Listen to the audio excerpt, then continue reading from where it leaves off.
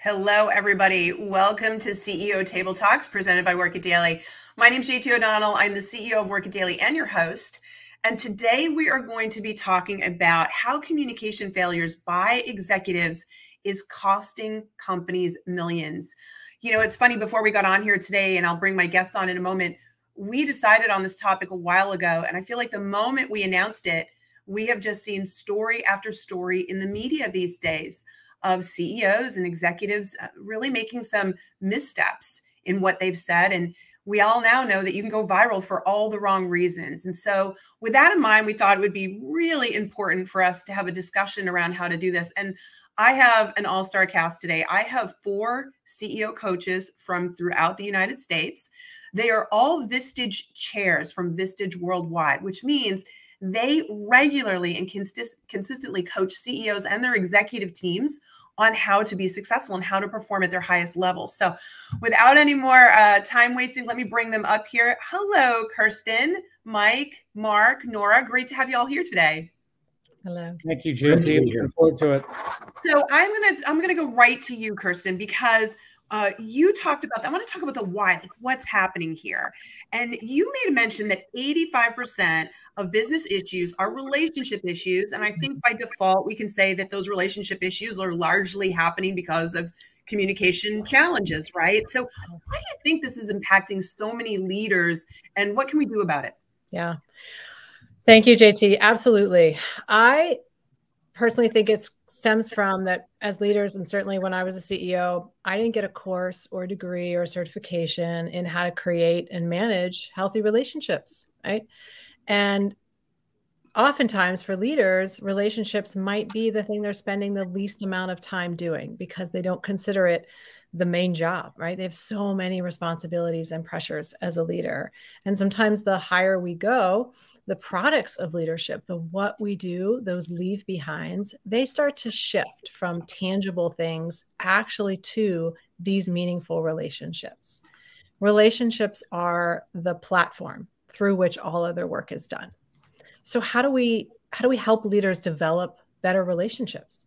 And I think that's exactly your topic today, through meaningful and effective conversations. Yeah, I love it. I think, you know, I love that you can synthesize that, because I think people hear communication problems and they can go in all these different directions and try to immediately dial in on what's happening. But you're taking a step back and saying, look, the overarching theme here is that we've got a mismanaged or not properly developed relationship. And that's, you know, creating these issues. Mark, one of the things that I loved that you talked about is that there's 2 types of communication failure. Let's talk about that a little bit.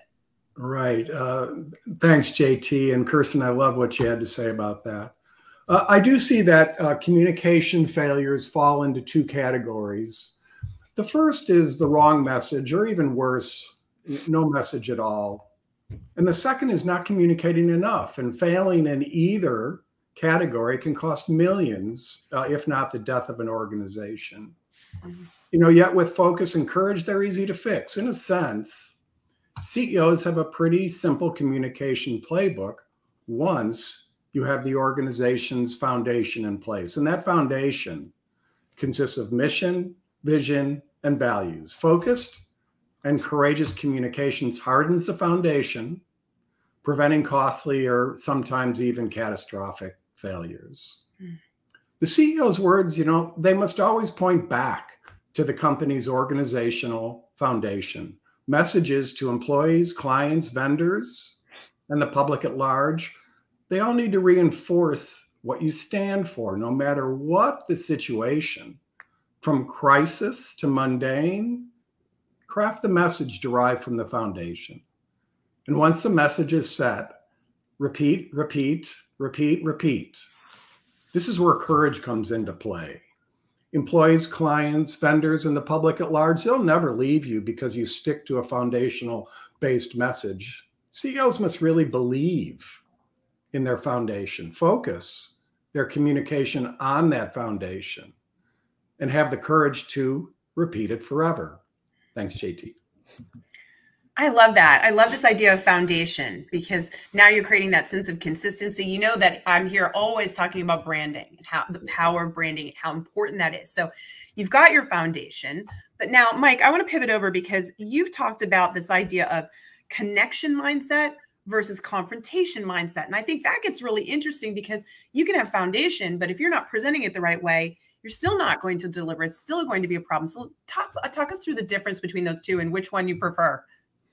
Yeah, Mark, I think the CEO of Bed Bath & Beyond over the last few years could have used your advice a few years ago. Otherwise, they wouldn't be where they are. But I digress.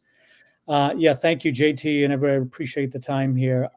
Back in 2007, 2008, I had a young lady come to my office. We had an open door policy, and she wanted to talk to me. I wasn't sure what it was about. I was prepared for a confrontation because I thought, okay, it got to me as president of the company, something big is happening. So I got, up. HR was in the room, and I thought, okay, here we go. I got to be ready for this. And she came into the meeting and she said, before we start, I just want you to know that I don't always agree with your decisions. And I thought, okay, here we go. I'm ready.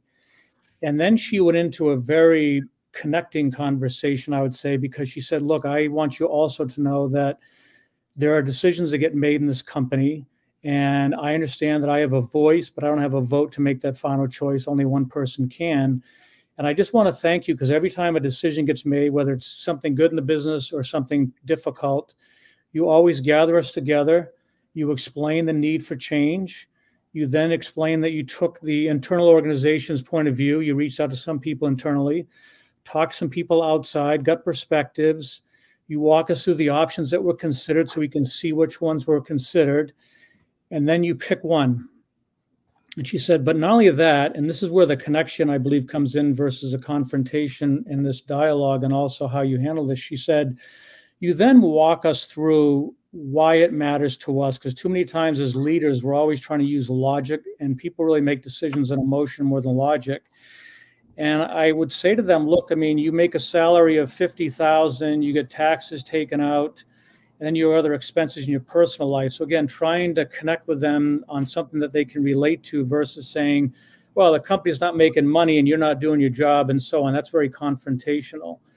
And she said, when you do it that way, we can relate to it. And what ends up happening is you get a committed organization versus what I'd call a compliant one. And you start building a fulfilling organization, people that are feel fulfilled because they're part of it versus worrying about whether, especially today, hybrid, remote.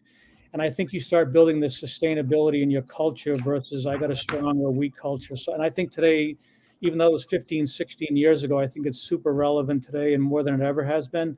And I'm very grateful that it was an employee who brought me to that attention, that it's not about confrontation, it's about connection. I love that. I love that story, by the way. And I think, that idea that they do have feeling and they need the connection, and we need our employees, right? The business can't run without them. So I love that idea of it's not about compliance. That was a great comment. Yeah. So this all makes sense to us. But Nora, I'm going to pivot to you because you talked about the fact that in this fast-paced world where information and communication has to happen on the fly, a lot of the time in the CEO and executive level, now more than ever, it's critical that you have a communication plan. So why do you think that is? And how do you think companies can, and particularly CEOs and executives, can execute on that? Well, I think that in this world that things may seem much more informal, it really is important that that you have formal plans in the background. Mark hit on something that I think is very important, your foundation. If you have a culture that is supported by your values and it is all aligned with your mission and your communications are supporting all of that, when it comes to a crisis or communication that happens quickly, you should be on point. You shouldn't be taken by surprise. The other thing that I believe is when you have a sensitive topic, that is when you need to be go away from the less informal. It's more structure is going to help you stay on point. The more that you take away structure and the more casual you are, the more likely you may be will go away from your core message. And that's when it's very important to stay on point. I also think that levity or sarcasm, when you're talking about something that has a very serious impact on employees, there's no space for that, and no one wants to hear that. So it's real important to remember what you're dealing with, and remember that you're dealing with professionals. This is not just a chat with the people. When you're the CEO, what you're talking about should have gravity, and remember how you're communicating it's taken seriously. I have to agree with you. I think there's a lot of executives out there that's careers have plateaued because they didn't understand that the higher you go, the more important and intentional your communication needs to be. And so what all of you shared today, from foundation, structure, relationship, connection, I mean, these themes, it can sound complex, but it's not open for discussion. If you want to move forward and if you want to be successful, you have to spend a lot more time on this. We've got some great questions for the audience. And so I just want to remind everybody, today we're talking about communication failures and the huge financial impact it can have on your company. I am here today with 4 CEO coaches. They are Vistage Worldwide Chairs, which mean they regularly are coaching CEOs and their executive teams on these types of topics. And I'm sure that's been evident by what they've shared so far. They're here to take your questions. So if you do have a question, please pop it in the chat. We'll try to get to as many of them as we can today. With that in mind, we have one right out of the gate that I absolutely love. I'm going to put you all right in the hot spot. Michael Willis is asking, should communication with the CEO be a first response or a last result? I love that question. Does anybody want to chime in on that and give their 2 cents? I'd be happy to. Wonderful. So I can speak from my personal experience, and certainly in coaching several CEOs that have the same mentality.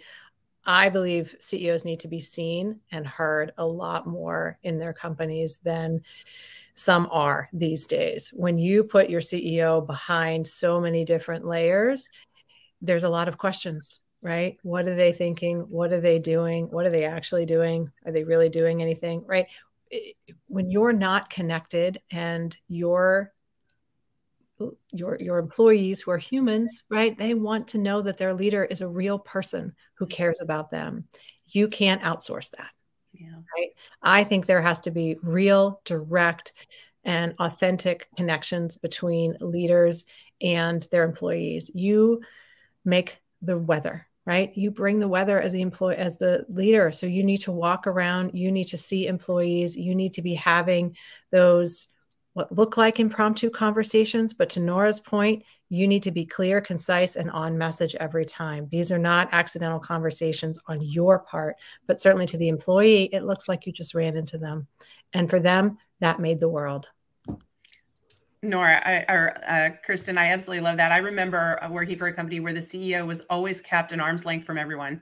And they used to say, we can't let him talk to anybody. He's brilliant, but we can't let him talk to anybody.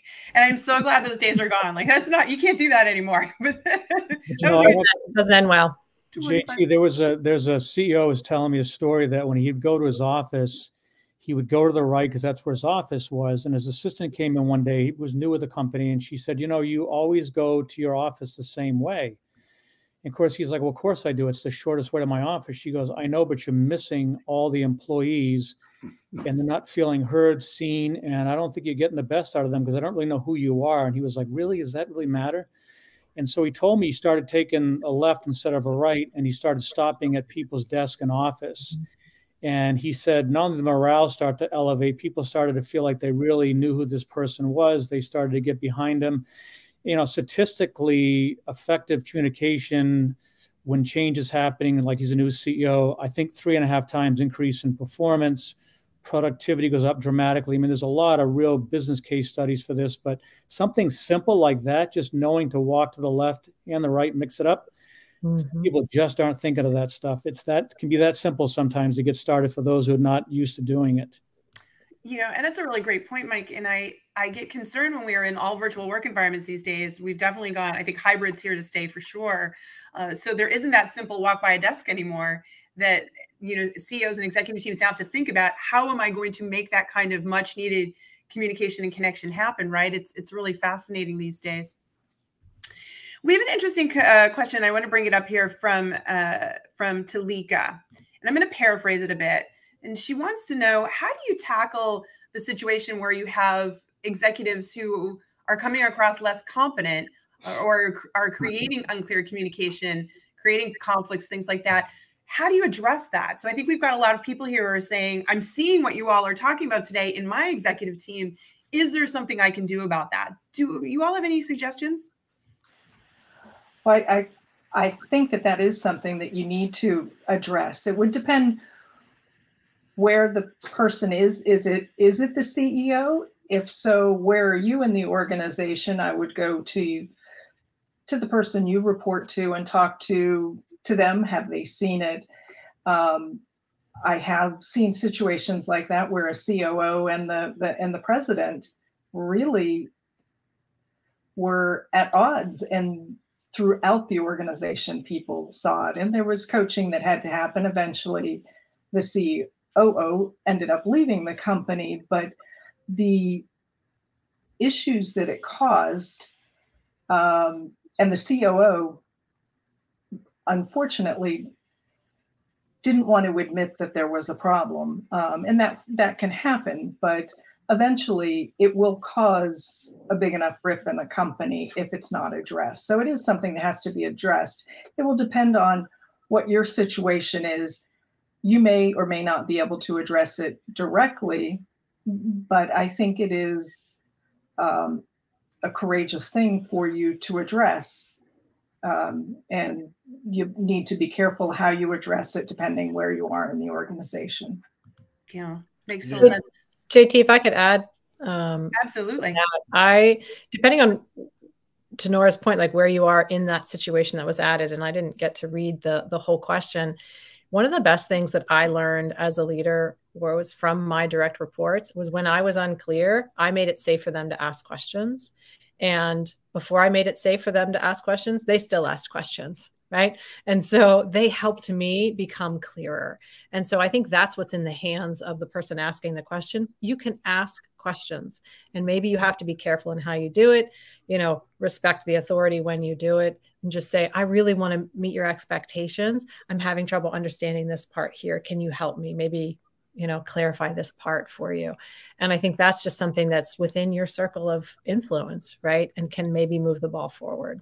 I love that. Mike, it looked like you had something to add. Yeah, two things. One is, depending again where the person is, the organization. I agree with both Kirsten and Nora. But one thing that you can do is, if there are people in that part of the organization, so let's say it isn't somebody who's in the senior leadership team, I think if there are people, I refer to them as culture carriers in the organization that are connected to this individual you're describing here, sometimes those kind of people can put that person in its place and correct the situation just by making sure that person understands that their behavior isn't acceptable for the culture. So depending on where they are, if they're sitting in an organization, they're not in senior leadership, I would say that is one way to do it. If it's someone that reports to you and they're someone you're struggling working with, there is a process that I find very, very effective called SBI, and it's like explain the situation to the individual. So in this case, you observe some situation that you saw, and it's you and this person. It's not you heard it, you saw it. You explain the behavior to that person that you saw that impacted you, which is the I. And you say, look, this is a situation that occurred. Here's the behavior that I observed, and here's the impact it had on me. And in all this, you're trying to understand the intent of this person. Like, what is their reason for behaving this way? There could be a million things you don't know. But I think that journey is pretty straightforward because it makes sure it's just the two of you having the conversation versus someone else said this and someone else said that. It's back to this connection versus confrontation approach. So there'll be two things I would suggest. I love it. I'm going to flip it over. Mark, I know you have an incredible background on this. What are the warning signs? The CEO and executives that are listening to this out there, what are some warning signs that they should be picking up on that staff and people around them are trying to let them know that they're not communicating well? You know what I'm saying? Like, how do you become self-aware? I actually like what Mike said, and that's management by walking around. Incredibly important not to be isolated. and to have those conversations, not always business, but always cultural based with all of your employees. Yeah, and learn from them. I think it's absolutely mandatory, and I love the fact that Mike had someone to shift him from walking right to walking left. I had a HR director who would put notes on my desk and tell me who it was time to talk to. So never let that line of communication close down. Isn't that wonderful, though, that somebody said to you, hey, this is who you need to speak to? Which brings a really interesting question from Micah. Micah, thank you. Micah wants to know, in your opinion, what's the best percentage that a CEO should be balancing between delivering criticism and motivation? Oh, this is a very, very interesting topic. Anybody want to take a stab at it? All right, Mark, we're going right back at you. Yeah, there's a lot of science that the human brain takes criticism really, really hard. And out of that science, it comes 5-to-1. So your job as a leader is to find something right with every employee. And once you've found something right 3-5 times, then you have the opportunity to provide them criticism in a productive way. But boy, that ratio is incredibly important. I completely agree. Anybody else want to add to that? I see a lot of nodding. Got it. Have someone else, Kirsten? No, Mike, you're on the hot seat. The word criticism, again, I think that's really leads you to this confrontation thing. So I know I'm hell bent on this, but I just would say criticism is probably a word I would steer away from. A lot of times, the 3 most powerful words in life other than I love you or I need help. So sometimes I think when you have to confront these situations or want to have these conversations, I think saying, look, I could use some help, and then walk through the situation versus saying I got a criticism of you, because Mark's right. I didn't know the numbers were that high, but it is. People do absorb those criticisms, and boy, that really hurts them and can have a very negative impact on the business. So I guess I would be careful with the word criticism, and I would try to figure out, okay, as Mark said, hey, this person's super talented in these areas. This is an area that's having an impact on the business, and just reach out and say, I'd like to spend some time. I could use some help. And again, go back to some behavior observing and just try to understand it. I think most often people are dealing with things in their personal lives. If you look today, statistics say the number 2 thing people are doing in their job today is hiding, because they're being asked to do things they don't know what exactly they're supposed to be doing. Again, poor communication, or they're being asked to things they're not skilled in, they're not the training. So I think sometimes the criticism, if you just turn it into, let's sit down and have a conversation, you might gain better than using that word criticism. It's just a personal bias. Oh, I love it. In fact, Micah commented coaching instead of criticism. I think that's a great commentary. Yeah. Folks, I want to stop here and remind you, we are talking to 4 exceptional CEO coaches. They are all Vistage Worldwide chairs. They regularly coach CEOs and executives on how to be more successful. And we're talking today about communication failures and how to improve them, how to avoid costing your company millions of dollars. I love the audience's questions. Keep them coming, folks. Our next question kind of switches gears a little bit. This is about the startup phase of a company. So Jamar Williams wants to know, any tips on establishing core communication culture as a CEO for an early stage startup? Like, how do you set the tone? Any thoughts on that? I had a CEO that I coached. His #1 philosophy was ask early, ask often. It was an engineering firm, and it just set the tone. When you walked in that company, you knew, as Mike said, I need help, and it was normalized. I loved that. That's fantastic. Other thoughts? Kirsten, can I put you on the spot? What do you think about when you started? I'm curious. Yep. I'm curious on the question why he thinks he doesn't have that. So what does he think is missing?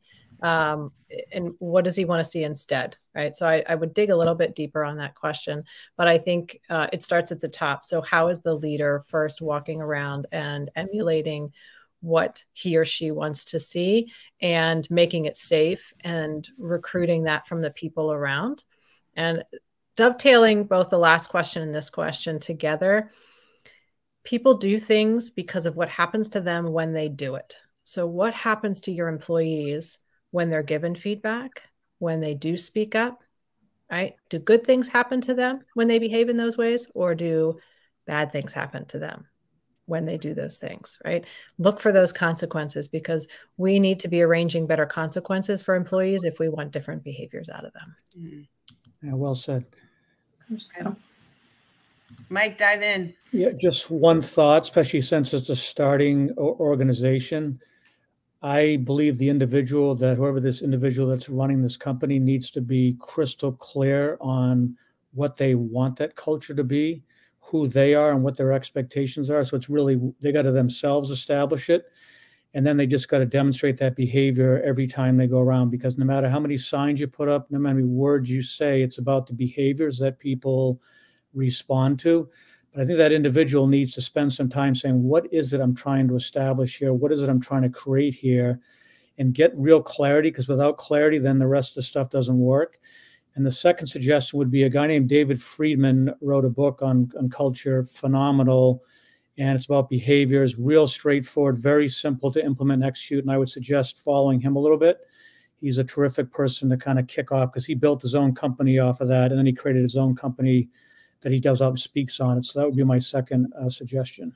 I love it. Nora, you're nodding there. You've got some things to say. Mike, you took the words right out of my mouth. I mentioned earlier behavior and culture, because the culture-wise is, I think, the name of his company now, but it is basically the behaviors you want is what you focus on. And I think that's what, especially in a startup, if you start with that, is focus on what you want, but definitely, as Mike said, take a look at his website and his book. I would highly recommend it. And reward the behaviors you want. I was with a company that this CEO is very big on like cleanliness and so on. So he would drop trash all over the campus of the company and watch people pick it up. And then a company forum, he'd put it up on the screen and show people.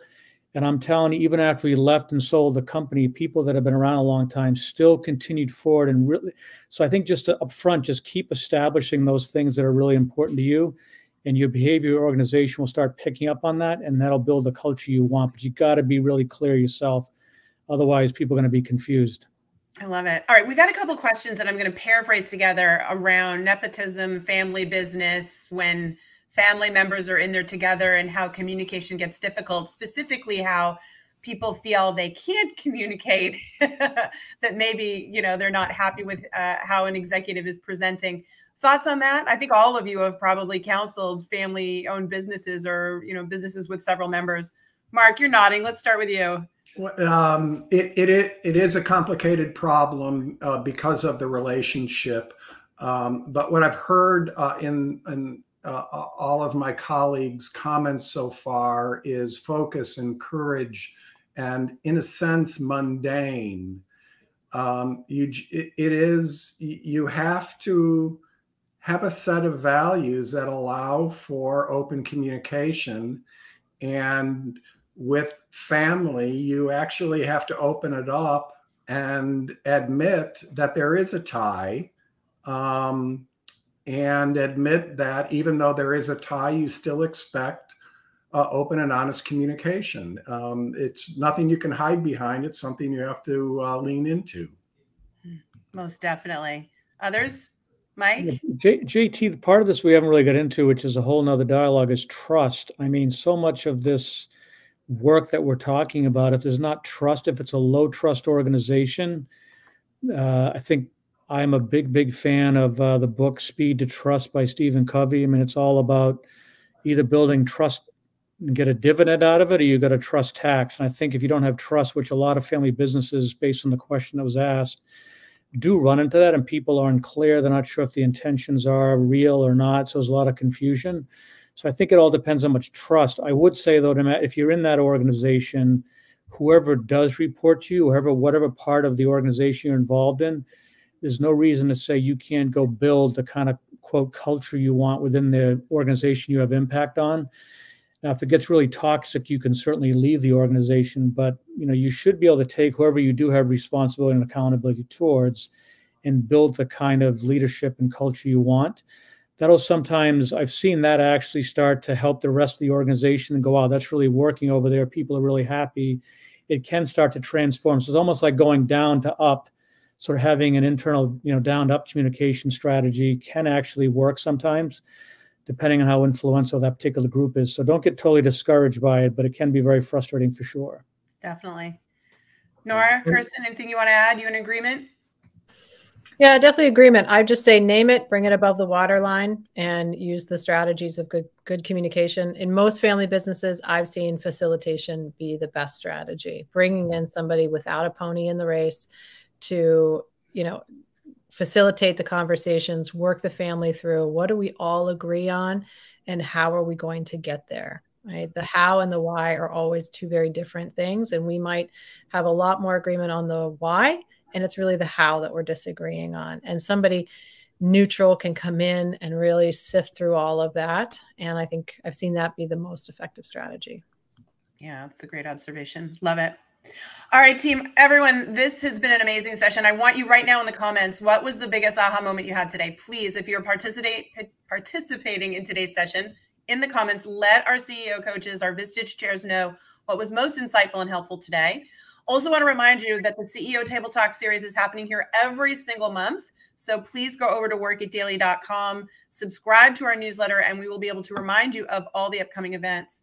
And lastly, if you have not done it already, now is the time to jot these 4 CEO coaches, these Vistage chairs, their names down. Go find them on LinkedIn. They are there to connect with you. They are all dropping incredible, insightful information in their LinkedIn feeds.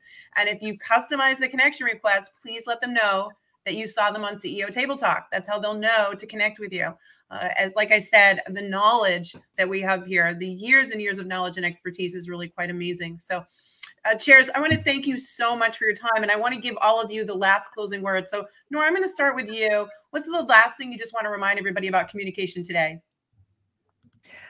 Communication is so important, especially if you are a CEO or leader in the company. It is what people are remembering the company by. So remember to communicate effectively. I love it. Kirsten, I'm jumping to you. Sounds good. I would ask that when you're in dialogue with somebody, start with the intention. How do I want this person to feel when I'm finished interacting with them? Love it. Mark, what about you? And I'm going to say, be boring. Repeat, repeat, repeat. Understand your core values and never divert from them. Fantastic. Mike, what about you? Be aggressively patient as a leader. Sometimes you got to be aggressive on communication, and sometimes you got to be patient. It takes time for people to get there. So just be aggressively patient, no matter what level of leadership you're talking about. Someone asked a question, say, yes, you've got to have the same approach at every level of leadership. You may tweak the dialogue, but always be aggressively patient at all times. Keep communicating. I love it. Thank you so much. My Vistage Worldwide chairs, CEO coaches, you are the best. Can't wait to have you on next month again for our CEO Table Talk series. Folks, this is another one presented to you by Work It Daily. Remember what we always tell you, if you want to win, you've got to work it daily. Have a great day. Take care, everyone. Thank you. Thank you, everybody. Thank you all.